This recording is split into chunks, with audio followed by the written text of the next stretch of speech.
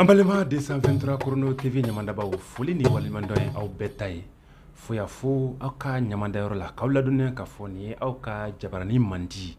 223 Chrono aka kuna foni watu ye kuna foni menu boli anga sigidaw fo ka tase jamana konona ana kokana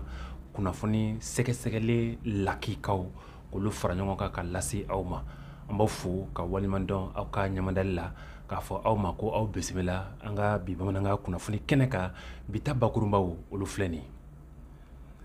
an ka jamana kɔnɔ ni maa bɛ se k'a fɔ ko kelen pewu kunnafoni kelen pewu a ka jan n'a ka di i b'a fɔ ko bakurunba kunnafoni kelen pewu o ye jumɛn ye dialogue intermalien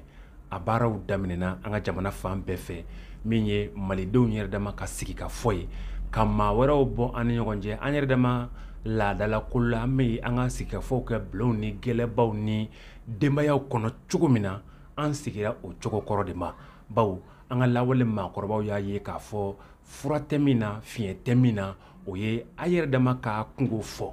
aw de bɛ ɲɔgɔn danbe dɔn aw de bɛ ɲɔgɔn bɔgolo dɔn aw de bɛ ɲɔgɔn fiɲɛ dɔn wa a bɛ ɲɔgɔn gasi fana dɔn ka sanga n'o ye an ka jamanakuntigi n'o ye Goyita ye ale y'a jira ka kɔrɔfɔw kɔnɔ san daminɛw la ko nin baara bolodalen bɛna sigi sen kan bɛɛ k'i sen bɔ a la bɛɛ k'i da bɔ a la k'a tɔ to malidenw yɛrɛ dama u ni ɲɔgɔn cɛ o baaraw de bɛ sen na bi AES jamana kunkanko kibaruw la Niger jamana maa bɛ se k'a fɔ bi hakaja AES bɛɛ tɔgɔ la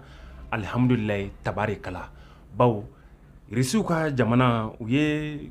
kɛlɛcɛ kɛrɛnkɛrɛnlen dɔ bila ka na minnu bɛna kalan bolo da ka ɲɛsin AES jamana ma kɛrɛnkɛrɛnnen sa Niger sɔrɔsiw ma ka se ka terrorisme bɛ se ka kɛlɛ cogo min fura min b'u la kunbɛ cogo minnu b'u la a ka kan ka kɛ cogo min na kalansen minnu kan ka k'u kun o baaraw daminɛna ka ban maa hakili juru caaninen caman sɔrɔ la k'olu dala ɲininka olu kɔni ma a kuma don fila la koyi ko maa bɛ se k'a fɔ ko nin ye AES bɛɛ ka sebaya de ye ko baw ko nin baara min daminɛnen filɛ ko maa bɛ se k'a fɔ ne de bɛ se ka kɛ sababu ye ka dansigi a ko in bɛɛ la an balima 223 Chrono TV ɲamadabaw nin y'a bakurunbaw ye a tɔ ye sa an ka ɲɔgɔn sɔrɔ a tɛntɛli o bunakun kan n taara n nana dantigɛli jan tɛ o la an bɛ foli kurakuraya ka lase aw ma k'a yɛrɛ la k'a fɔ an ka jamana kɔnɔ bi dakun kelen pewu de bɛ yen n'o ye dialogue intermalien kunnafoni kunfɔlɔ y'a jira k'a fɔ jamanadenw ko in bɛ ka don u kun ma ka taa bɛɛ bɛ ka wuli k'i jɔ k'i cɛsiri a la bɛɛ bɛ ka wuli k'i jɔ ko a dabɔra min kama n'o ye bɛɛ k'i fɛ ta fɔ min digilen don i la i yɛrɛ fɛ jamana bɛ se ka mara cogo min na wa o de kɛmɛ mɔgɔw hamina ye bi bawo bɛɛ y'a jira k'a fɔ i jɔ ne yɛrɛ ka taa n fɛ la fɔ jamana bɛ dilan cogo min fɛn min bɛ ka n degun bɛnbaliya sababu ye min ye n'an y'an hakili jagabɔ masakɛ ni o ye Asimi Goyita ye a ka hakilina ye o de ye ka se ka malidenw dimi bɛ mun na mun bɛ ka malidenw tɔɔrɔ bɛnbaliya sun ye jumɛn ye n'a ma ɲɛ k'a fɔ ko in kɛra malidenw yɛrɛ hakilina ye ka ban maa bɛ se k'a fɔ a ko kɔni maa bɛ se k'a fɔ tabarikala kabini avril kalo tile 2 san 2024 jɛkuluba min bɛ ni o ye comité de pilotage ye olu minnu sigilen bɛ ka ko in kunkun ni a ɲɛɲɛ tɛntɛ ka bɔ ɲɔgɔn na olu y'u ka baara dugujukɔrɔtaw ani kɛnɛkandaw olu y'o baaraw daminɛ ka ban o kumaba dɔ ye jumɛn ye u ka jɛkuluw bɔra ka se maa caman ma u n'olu sigira ka hakili jagabɔ kɛ ka ɲɔgɔn faamu kɛ ka kuma jamana in laɲini bɛ fɛn min nɔfɛ ka se ka o tɛntɛ o kumaba dɔ ye jumɛn ye comité de pilotage musolakaw olu wulila ka don musojɛkulutɔnw ka kɛrɛnkɛrɛnnenya diinɛ ko nasira la silamɛmusow chrétien bonda fila bɛɛ olu don olu ka se ka ɲɛfɔli jɔnjɔn k'u ye baara in bolo danbɛ cogo min musow jɔyɔrɔ ye min ye jamana in kɔnɔ bɛɛ b'a dɔn k'a fɔ o tɛ jɔyɔrɔncinin ye k'a tɛ ɲɛ abada fo ɲɛfɔli jɔnjɔn ka kɛ musow ye dialogue intermalien kun kan bawo musow jɔyɔrɔ ka bon u y'a jira u ka kɔrɔfɔw kɔnɔ k'a fɔ nin bɛɛ lajɛlen taama kun tɛ dɔwɛrɛ ye n'i ma ɲɛ mɔgɔw k'a fɔ mɔgɔw ma ko a ye n'an ka baara dɔ kɛ walima n b'a don da dɔ fɛ ko f'i ka ɲɛfɔli jɔnjɔn k'u ye o ɲɛfɔli min bɛna kɛ sababu ye mɔgɔw ka se k'a dɔn baara boloda an bɛ boloda cogo min na o bɛna kɛ sababu ye mɔgɔw ka se k'a dɔn k'a fɔ nduloma damadɔ n'o ye sinsin kuma bɛna kɛ taabolo minnu kan bɛn ni kelenya ni kulusuma dakun damadɔ minnu bɛ yen ni kuma bɛna kɛ olu kan olu de bɛ ka taa ɲɛfɔ mɔgɔw ye u ka se k'a dɔn k'a fɔ an dakun ye min ye an bɛna kuma jumɛn kan ka se ka o bɛɛ lajɛlen tɛntɛn ka o kungun ni o ɲɛɲɛ di kalo tile 13 avril kalo in na o bɛna to sen na fo ka taa se mai kalo tile 10 ma o ye baara kunfɔlɔ girimanbaw ye o baaraw kurumbokaruw daminɛna an ka sigidaw bɛɛ lajɛlen la sa min ye kominiw kɔnɔnaw ye n'i y'an ka kominiw ta k'a lajɛ bi min ye sigikafɔ ye sa dialogue intermalien a baara bunbɛ Mali seleke 4 komini bɛɛ kɔnɔ bi ni kominiw gwɛngwɛra k'o bɔ sen na min ye région ye o bɛna daminɛ fo ka taa se faaba kɔnɔna ma ɲinɛma kɛ an ka jamana kɔkanmaw kɔ olu fana ka sigikafɔw bɛ sen na ɲɛfɔli camanw tɛmɛnen kɔfɛ u y'a yira sa k'a fɔ kɛnɛ in ka wele bila n bɛ bonda caman ani adamaden sigiyɔrɔma caman ma diinɛ ɲɛmɔgɔw b'o la an ka société civile o b'o la laadala ɲɛmɔgɔw b'o la fo ka taa se Mali tɔnjɛkulu fɛn fɛn bɛ yen k'u bɛ kolokari ɲɛ sera nin bɛɛ ma k'u bɛɛ lajɛlen wele ka na kɛnɛ in kan o ma dan o fana ma Mali ni jamana minnu bɛ adamadenya gesetɔnɔ u ni ɲɔgɔn cɛ n'u ka maabɔ bɛ an ka jamanaw kɔnɔ n'u b'a wele ko lasigidenw ambassadɛriw fana welela ka se ka na kɛnɛ in kan ɲɛfɔli gɛrɛgɛrɛ tɛmɛnen kɔfɛ Tchadikaw ka ambassadeur ale tun bɛ kɛnɛ kan sa ni o ye Madame Zalkui ale ye kɔrɔfɔw ta k'a yira k'a fɔ ko n'a fɔra an ka tiɲɛ yɛrɛ fɔlɔ ko Mali ka sigikafɔ ni n'o ye dialogue intermalien ko a ka kan ka dɛmɛ a ka kan ka kɔkɔrɔma don ko baw a ɲɛmaa bɔra ka dantigɛli minnu kɛ ko dantigɛli in bi jɔn ko ala yira sa k'a fɔ hakilina caman ani miirina caman ani baara caman bolo da bɛ malidenw yɛrɛ dama ni ɲɔgɔn cɛ bɛn ni kolosuma o bɛ se ka sabati u ni ɲɔgɔn cɛ cogo min na o y'a yira sa k'a fɔ Mali bɛ taama bolo min kɔni ka nin ye k'a ka kan farafinna farajɛ la diɲɛmaa ka Mali dɛmɛ nin baara bolodalen na ale kɔfɛ Canada lasigiden min bɛ anw ka jamana kɔnɔ yan ni o ye Nicolas Marda ale fana ye kɔrɔfɔw ta k'a yira k'a fɔ u bɔra ka dantigɛli minnu mɛn Mali ka nin sigikafɔ in kun kan k'a ka kan dɛmɛ ka ta ka Mali sɛgɛrɛ a bɛ se ka nin baara bolodalen bɛ se ka taa se a dan na cogo min na ko n'i y'a lajɛ comité de pilotage ɲɛmaa ni o ye monsieur Mayiga ye ko ale ye kuma ɲɛfɔ cogo min na kɛrɛnkɛrɛnnenya la ko dialogue in n'o ye sigikafɔ ye k'a bɛna kɛ sigikafɔ ye maa ti bɔ maa la wa k'a fɔ ko nin kuma in de bɛ yen ko dati don la k'o t'a la bɛɛ bɛ na kɛnɛ kan wa i yɛrɛ fɛ min ye fiɲɛ ye min ye gɛlɛya ye ko i bɛna ka n'i ta fɔ kɛnɛ kan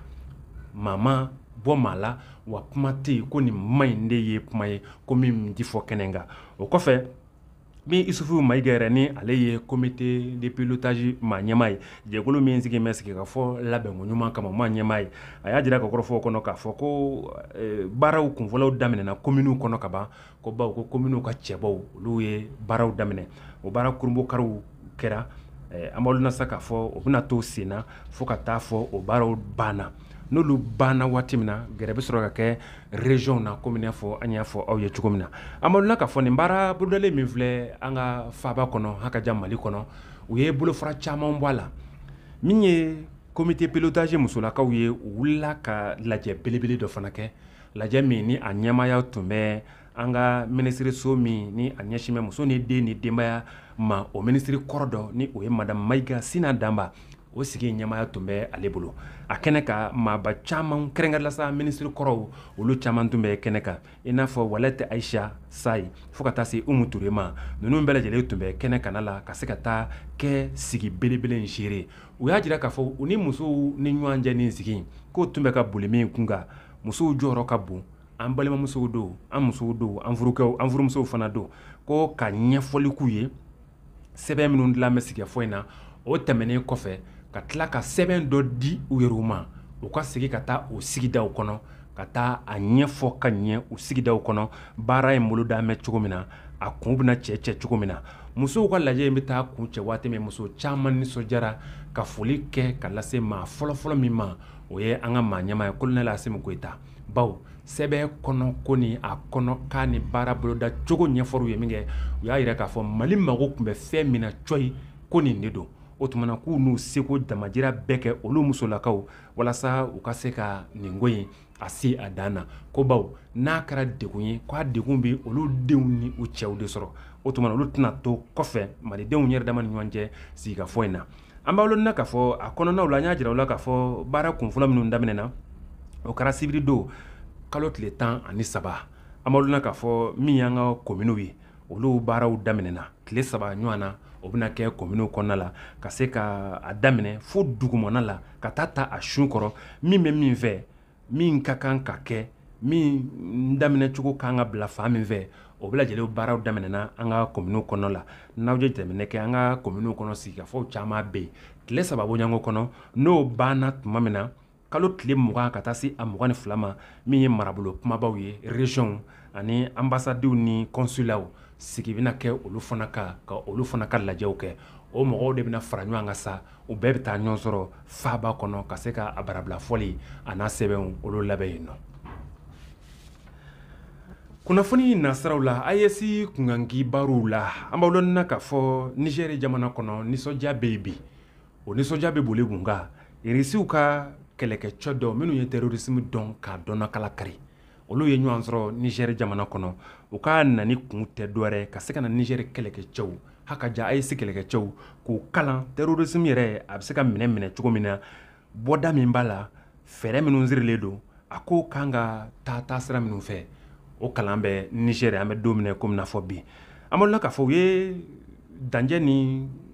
politiki kɛlɛ ɲɛdɔnbaaba dɔ sɔrɔ k'o dala ɲininka n'o Adama Jakite ale kɔni y'a jira ka kɔrɔfɔ kɔnɔ k'a fɔ nin nisɔndiya koba ye jamana saba in fɛ Mali Burkina ani Niger ko baw irisiw ka kɛlɛkɛcɛ minnu nani filɛ bi ko nin bɛna kɛ sababu ɲuman caman ye an ma an ka se ka fɛɛrɛ sɔrɔ min ye bamaci wale tigilamɔgɔw u kɛlɛli la Amadou k'a fɔ a ka kɔrɔfɔ kɔnɔ a ko irisi de ye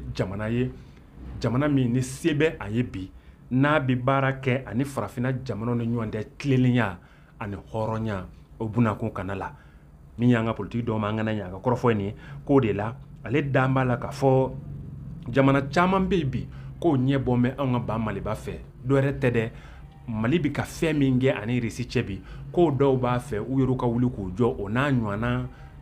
ni ɲɔgɔn cɛ baarakɛɲɔgɔnya ani sababu ɲuman minnu ka sɔrɔ Mali fɛ irisi tɔgɔ la ka se k'o sɔrɔ ka se u ka jamanaw kɔnɔ a ka kɔrɔfɔ kɔnɔ a k'a bi min kɔni sɔrɔ ka fɔ ko nin y'a san 11 ye jɔ ye min ye Occident jamana n'o ye nazaraw ka jamanaw ye k'olu farala ɲɔgɔn kan na Sahara kɔnɔ u ma se ka baara min kɛ ko san damadɔ kɔnɔna na min ye irisi jamana ka bolodi ɲɔgɔnma ye u sera k'o baaraw kɛ k'o ban a k'a bɛ min fɔ farafinna jamanaw ye ko n'u bɛ u sin jamana setigi ma min ni a n'a ka hinɛ ni makari ni tilennenya bɛ ɲɔgɔn na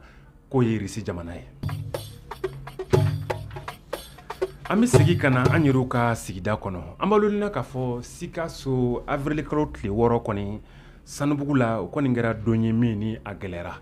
bawo binkani wale façon wɛrɛ daminɛ mɛ an ka sigidaw kɔnɔ min ka kan ka mɔgɔ jɔrɔ o de la sa an bɛ se k'a fɔ sigida denw an bɛ k'an fanga fara ɲɔgɔn kan min ye fanga tigilamɔgɔw ni lakana tigilamɔgɔw ye an ka ɲɔgɔn dɛmɛ ka ɲɔgɔn kunnafoni walasa min ye dansago da hakɛda ninnu ye olu bɛ se ka kɛlɛ ka bɔ an ka sigidaw kɔnɔ cogo min an ka kamalennin dɔ min ye dansago wale tigilama fila minnu ɲɛda datugulen kun don u nana u kari a fɛ a ka butigi kɔnɔna la kalo tile wɔɔrɔ na avril kalo in na ka se ka kɔrɔfɔ damadɔw tɛmɛ u ɲɔgɔn cɛ u labanna ka kamalen bɔnɛ a nin na an ka ɲininkalikɛlaw wulila ka se a ko masurunna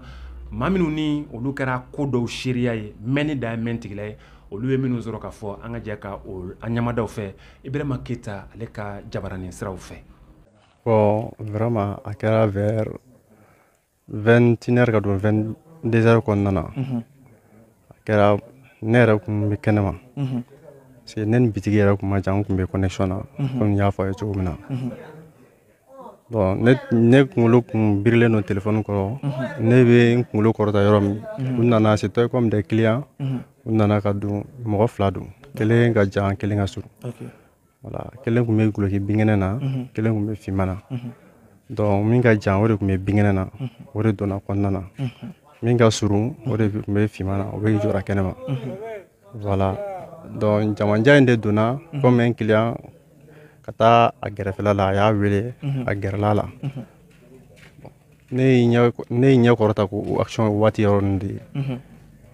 ne tilara ka n kun bugu ne bɛ sɔmi yɔrɔ min ne ye kisɛ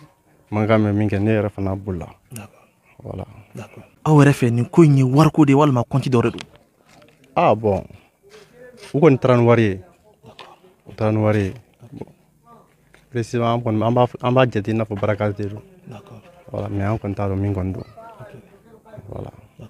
Kisɛ cilen a la an nana sɔrɔ a ni bɔnna la kaban tari di a ta ka taa hôpital la. Bon tiɲɛ yɛrɛ la n tɛ bɛrɛ dɔn o fɛn ninnu na kosɛbɛ an kɔni y'a ta ka taa hôpital la o ko vraiment ko